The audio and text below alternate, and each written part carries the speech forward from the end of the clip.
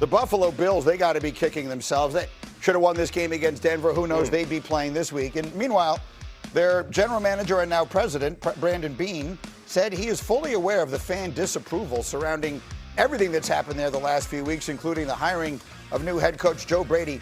And he offered a profane response to those criticisms in an interview with Tyler Dunn of Go Long. And I'm going to read it as follows. F the outside. It's about the right selection for this team, and if we win, they'll love it. It's the same thing I said when I took Josh Allen. If I'm wrong, the moving company will be at my house, so I understand. And I'm not going to have regret of choosing someone to appease the outside if I thought it should have been something different. If I'm wrong, I'll effing take my job and effing go home. So that's what he said. What do you think of that? Hey, I think you have the most motivated GM in the NFL, and he will not have the same roster next year that he had for Sean McDermott this year. Why? Because that job is now on the line. He just called himself out. You realize it's going to be a different roster. He's going to stack it with some receivers and help himself on defense. It's going to be a nice change in Buffalo.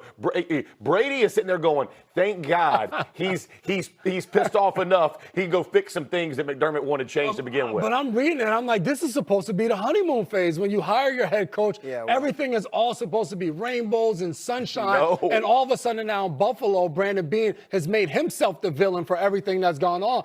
I'm kind of here for it. For Buffalo Bills, Except for Josh Allen. Except I'm just Josh saying, Allen. Buffalo's almost in their villain era that now this season, everybody's against them. And it's like, we weren't supposed to fire McDermott. Maybe that bands them together. And who knows? Maybe it's the most success they have. I remember I was at the AFC Championship game last year in Kansas City, and I saw Brandon Beane on his way out of the stadium after the game. He was crushed, obviously. They thought that was going to be the year. They finally took down the Chiefs. They were playing great. They weren't turning it over. And he just, like, it was different from this. Like, he was very sad. He was very...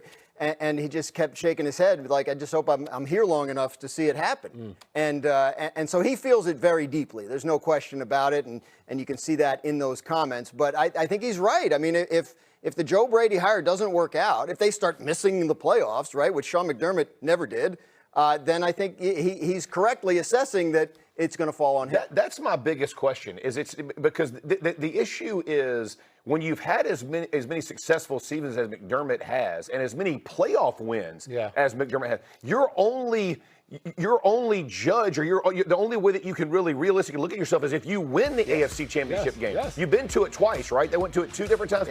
So now you got to get to the. If you don't get to the Super Bowl, is that a failure? Because basically you fired the coach because that was the bar.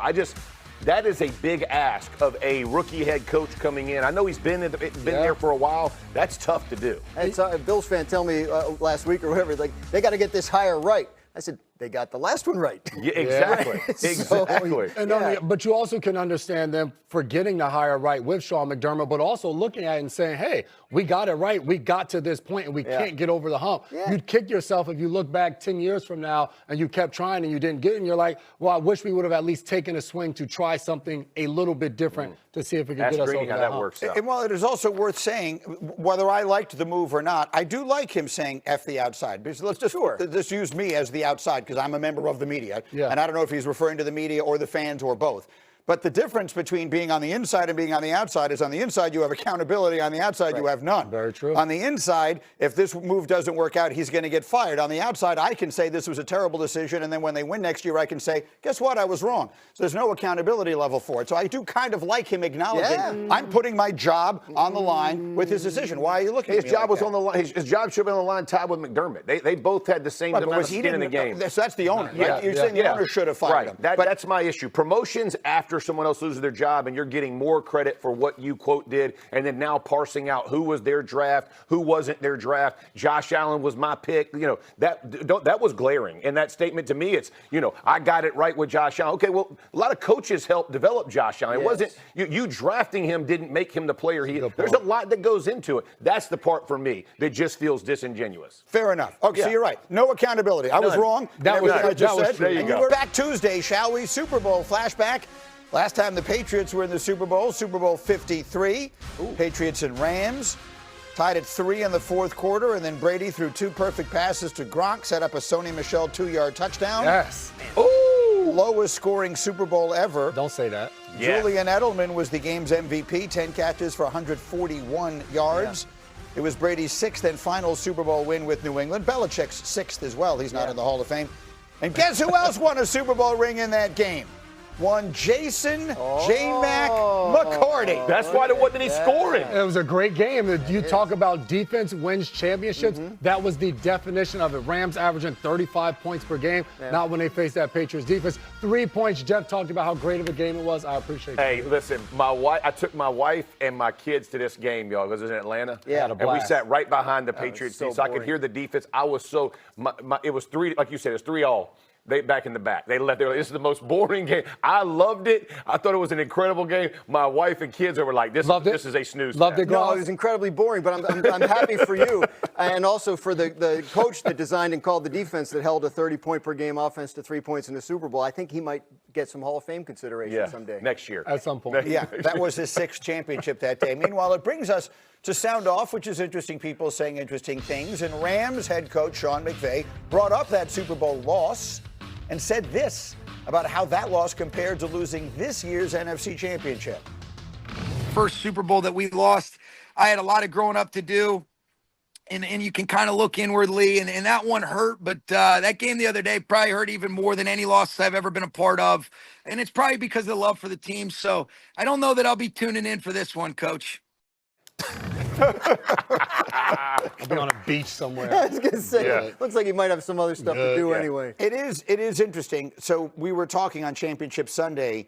Teddy Bruschi and Randy Moss in particular said championship games made them more nervous than Super Bowls. They were more worried about losing those because at least you made it to the Super Bowl. They found losing that game was the hardest game to lose. What was the hardest game you ever lost in your career? For me, it was the Saints loss in the Super Bowl. Like I had lost to an AFC Championship game to the Patriots, but the Super Bowl loss to the Saints, I felt like we couldn't have played worse, right? Onside kick goes against us. We got a drop touchdown. We had to lead early. We were moving the ball. A pick six goes the other way with Port. It was just one of those games where I felt like we were the better team and we didn't execute. That's why that one hurts. Yeah, and I look at it for me, I didn't get an opportunity to play in a lot of those big games. One conference championship, won it, one Super Bowl, won it. So as a player, when you get to the end, I remember playing in my last game in Miami in 2021, make a play, end up getting injured on that play, making a pass breakup, stayed in the game for one more play. And as I limped off the field, I knew right then that was the last time that I was going to get a chance to be on the field and make a play in the NFL. And I think that was the hardest one. The rest of that season on injured reserve, watching games at home with my son, and then that was just a foreshadowing of what was to come. So that was the toughest one, walking off the field knowing that was it. For me, it was December 27th, 1981. Talk about it, Greeny. The Jets' first playoff game in my conscious lifetime. They lost to Buffalo, gave up a kickoff fumbled the opening kickoff, and it went back the other way for a touchdown, losing 31-13. Came all the way back, 31-27, and Richard Todd got intercepted in the end zone at the very end. The old Shea Stadium. Broke my heart. Your heart is over. December devastated. 27th, 1981. He is PTSD. He is devastated. Oh my God. One time Hembo got me on a Super Bowl trivia. I still haven't shaken that off. That was a tough one. There's